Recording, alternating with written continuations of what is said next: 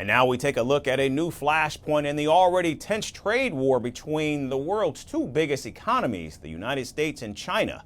Just weeks after both agreed to slash tariffs in a surprise deal, the war of words is now heating up once again. China has accused the United States of severely violating a recently signed trade truce, promising strong countermeasures in response. Beijing's anger comes after President Trump claimed that China has quote-unquote totally violated its end of the deal, though he did not mention the specifics. But later, a U.S. official reportedly said the Chinese side had failed to lift non-tariff barriers as promised, one of the core conditions agreed in a Geneva meeting last month. With this agreement, we come to agreement that our reciprocal tariff rate will go down to 10% on the United States side, so it goes down 115%.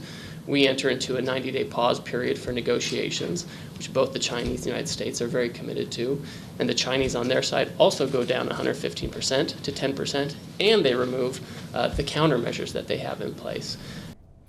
The deal, a rare moment of convergence, saw Washington and Beijing lower massive tariffs, with the U.S. cutting rates from 145% to 30%, and China slashing its duties 125% to 10%. But China now says the U.S. has broken the pact, pointing to restricted access to chip design software, travel bans on Chinese students, and Washington pushing its allies to avoid Huawei-made technology. The U.S. has unreasonably canceled Chinese students' visas under the pretext of ideology and national security, which has seriously damaged the legitimate rights and interests of Chinese students and disrupted normal cultural exchanges between the two countries. China firmly opposes this and has lodged representations with the U.S. This politically discriminatory practice by the U.S. exposes the lie of so-called freedom and openness that the U.S. has always touted, and will further damage their own international image and national credibility.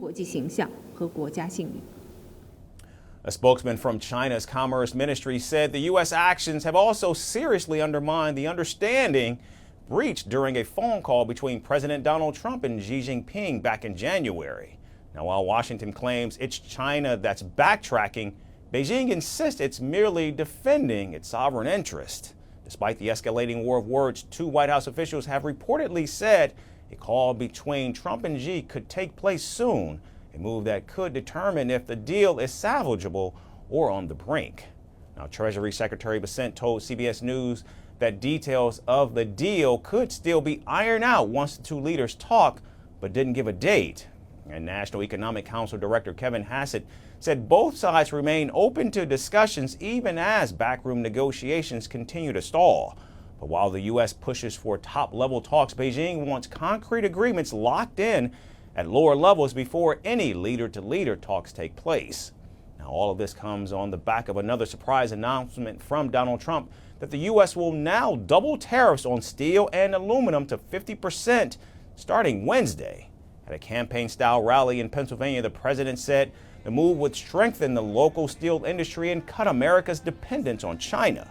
And so the trade truce that once seemed like a breakthrough now looks like it's hanging by a thread. With fresh accusations flying and retaliatory moves on the table, the once-held breakthrough seems to be descending into full-blown confrontation.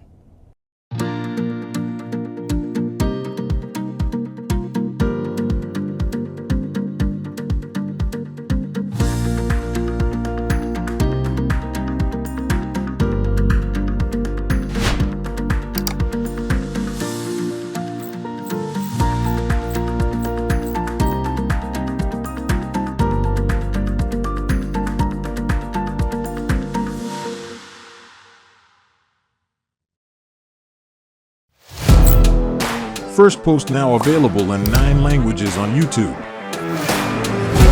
English, stands at $36 trillion. French, Le FMI, comme German, Geschäftsführenden Direktor, Hindi, $30 trillion ka kaljo.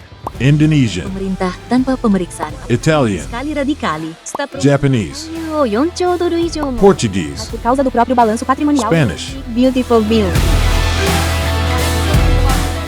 Go to Settings, click on Audio Track and select the language of your choice.